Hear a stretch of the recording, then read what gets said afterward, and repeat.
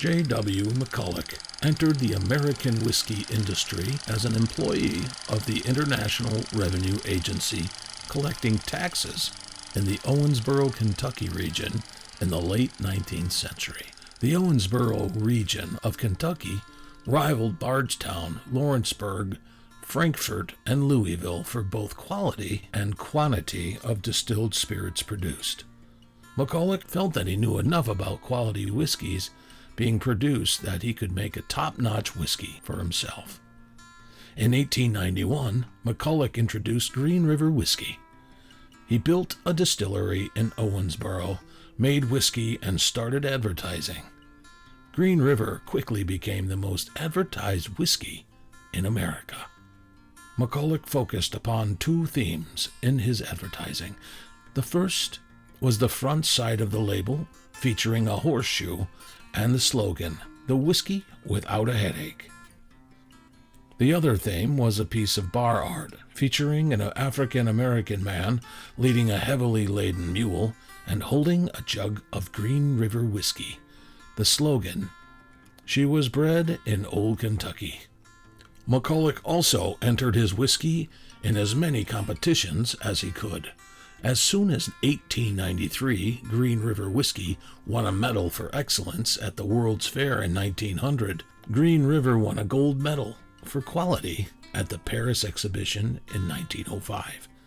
Green River whiskey was awarded the grand prize at Exposition Universal de Liege and the grand prize at the Lewis and Clark Continental Exposition in Portland, Oregon. The brand achieved another grand prize in 1906. 1907, Jamestown Tercentennial Exhibition in Jamestown saw the brand win another grand prize.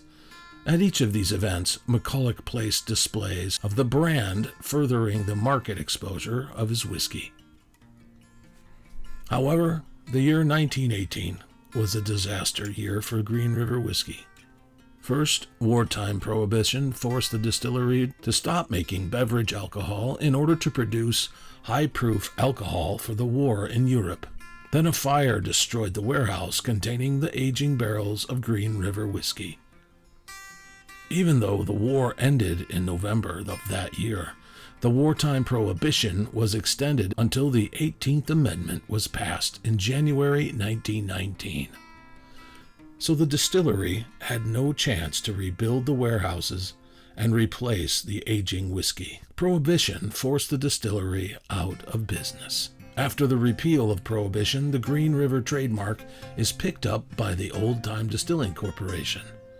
They had two distilleries, Limestone Springs Distillery at Chapez, Kentucky, the former Wright and Taylor Old Charter Distillery, where they made Green River, and a rye distillery at Cedarhurst, Maryland, where they made Three Feathers Rye.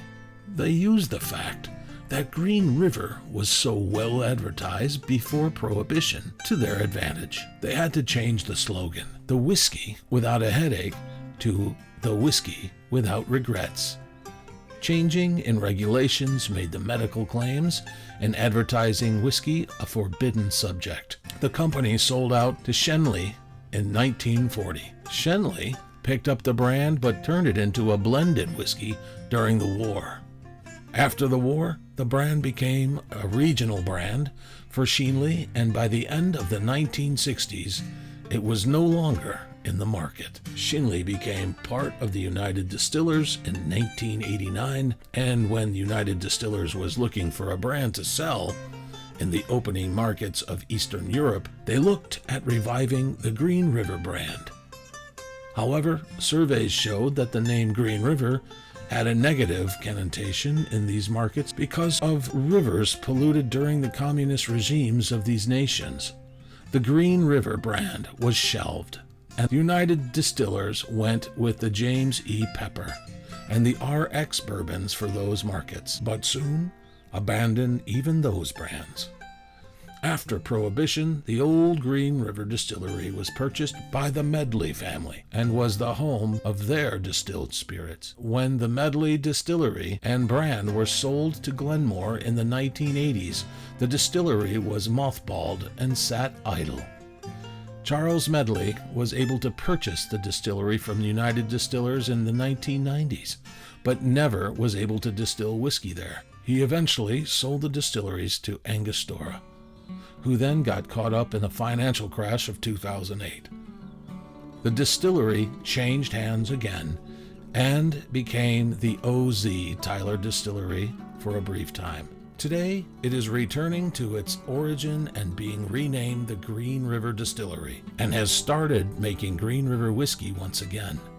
History has come full circle. Welcome back, everyone. My name's Jeff Moore, and this is the Poor Guy Whiskey Review, and I'm the poor guy. Today, we'll be pouring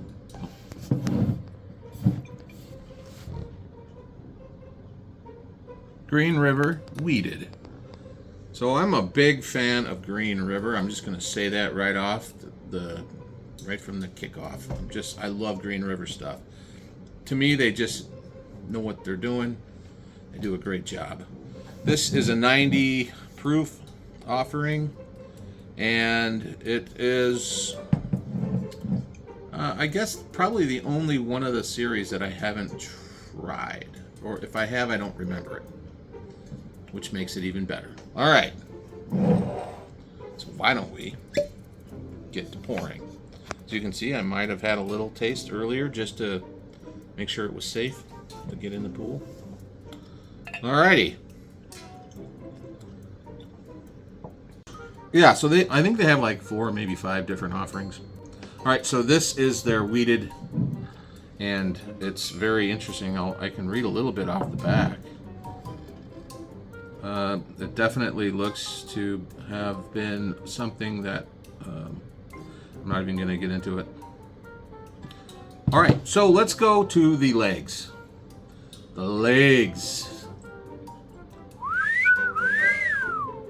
All right, so what I've noticed is it's a 90 proof offering, so the legs aren't going to be outstanding because of the low proof. You're going to see, they start to stream and then they'll break apart as they come down them, and that is a sign of lower proof in general. The higher proof stuff usually streams down pretty nicely. It doesn't leave little dots on the side after they trail through. So that's my dead giveaway that it's about a 90 proofer or less. It happens to be 90, so. Oh man. Ooh. I'm getting green tea. I get green tea on their offerings, all of them. But this, I'm getting like a green tea with a slight hint of caramel, like a little tobacco, just like a light tobacco note, apricot, a little cinnamon. It's not a heavy palate. It's not heavy on the palate. It's very light.